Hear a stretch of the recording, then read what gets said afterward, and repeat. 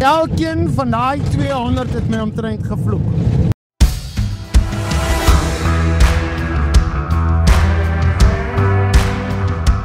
Nou ja, Jesus op pad huis toe, na uitreiking, dan nou weer uit die wind by die windwaai. Laat ek vir jou sê, hy waai sommer lekker. Nou ek gaan nou nie agter toe kyk nie, want ek moet ordentlik bestuur en ek moet kyk.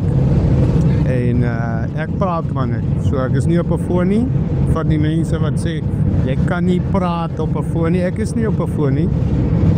Die kameraman, hy moet reg staan, maar ek is heel alright. Okay. Mense, kom ons gaan kyk regtig na God se hart. Wil jy God tevrede stel, of is jy daai Christen, God moet jou tevrede stel? Jy wil 'n ordentlike ryding hê, jy wil 'n ordentlike huis hê, jy wil hê jou kinders moet universiteit toe gaan, en ons mag hierdie goed vir die Here vra. Of moet ons 'n bietjie die ding omswaai en God tevrede stel? Wat van ons stel 'n bietjie die Here tevrede? En wanneer laas jy gaan sit en sê, Here, wat wil U hê? Jy besluit net jou kind raak prokureur en jou kind besluit dit. Het julle saam gebid in 'n kring se debat en gesê, Here, hier is Jannie. Jannie wil baie graag LLB gaan swaai. Ons het die geld, Here, maar wat wil U hê? Of is dit so vol van julle self, ons moet dan sê, Jannie het 'n prokureur geraak. Ons kan nie enig sê, Jannie het 'n sendeling geraak nie. Dis maar 'n cheap story. Jannie kan nie 'n pastoor raak nie, dis 'n cheap story. Maar sielewenner, en weet jy wat? God se hart is eintlik dat dit die groot dinge is.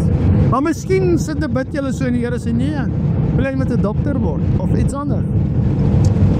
Hoekom nader ons nie God nie? Hoekom ken hom in al jou weë, dan sal jou paaie gelyk raak.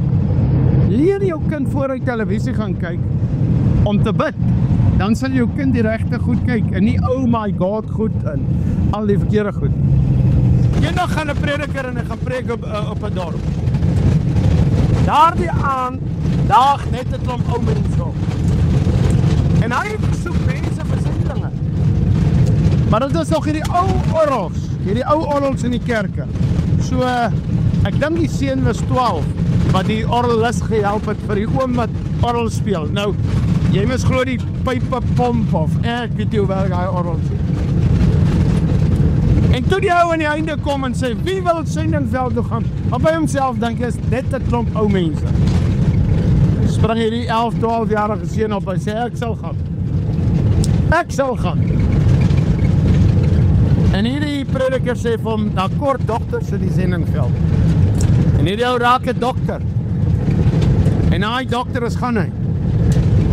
En sy naam is David Livingstone. 'n Jong seun wat maar net in die diens was om die orgel op datum te hou.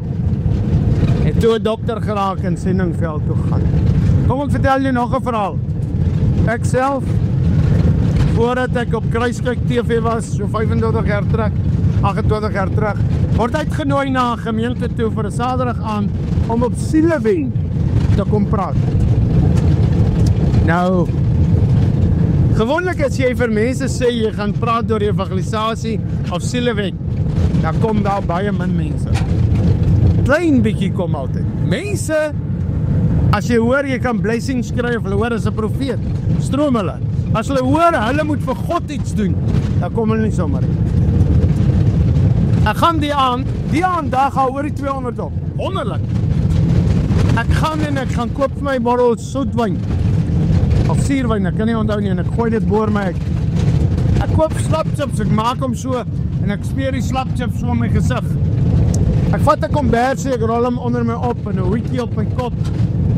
En ek lê in die parkie van die kerk, oorkant. Soos die karre kom stop, en hulle ingaan, dan hardloop ek oor, en sê ek, naand meneer, hou ek my dronk, kan ek ook ingaan? Ek gaan my soort siele wen. Elkeen van daai 200 het my omtrent gevloek. Almal wat gerook het hulle 'n sigaret vir hulle in die kerk instap vir my gegee. Vir die boemelaar. En almal het vir my gesê, jy gaan nie hier in nie. Een vrou het gesê, jy kan seker maar aankom as jy wil. Hoor gou mooi, hulle kom die kerk Die kerk van Jesus Christus. Ek wil nie julle eintlik kerk noem nie, maar daai mense nie, maar hoor gaan mooi, en kom ons vuis dit, jou kerk sal dit miskien ook doen. Moenie dan jy's granter hê. Die boemelaar staan voor die deur. Die siel staan voor die deur. Ek kom praat oor sielewet. Hulle kan net vir my gesê het, gaan in. Hulle vloek my weg by die kerk. Ek gaan was toe my gesig. En na worship loop ek in. En hulle sien toe maar die boemelaar is die prediker. En hulle het stil geraak. Ek vra vandag vir jou, sal jy die boemelaar innooi? As jy wil sê ja, dan wil ek vir jou vra, vloek jy ook as jy my vir hulle brood gee? Ek het nou net vir een gesê nie, ek gee nie vir jou brood he. Want ek wil hy moet afkom van die straat af. En hy moet vir my werk gaan soek. So ek tree met wysheid op. Party dae gee ek brood, party dae gee ek gee nie sommer geld nie, maar God het al gesê gee geld op.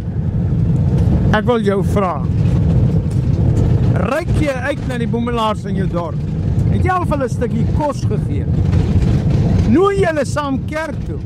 Mag hulle saam as met jou familie in die een bank sit, so vuil, sal jy nie skaam wees nie.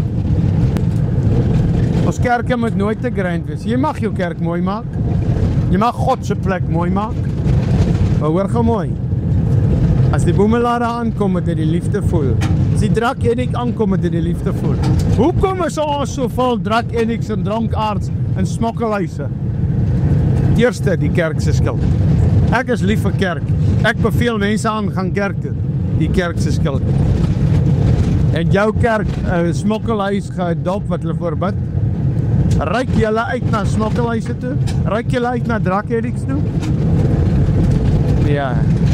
Party pastore bel my en sê hulle, Royes, ons gaan hierdie persoon deurbring, ons wil hy met die duiwels uitdryf. Hy sê, kan jy nie pastoor? Hy sê, nee, ek is nou nie eintlik op daai gebied. Op wat se gebied is jy nou?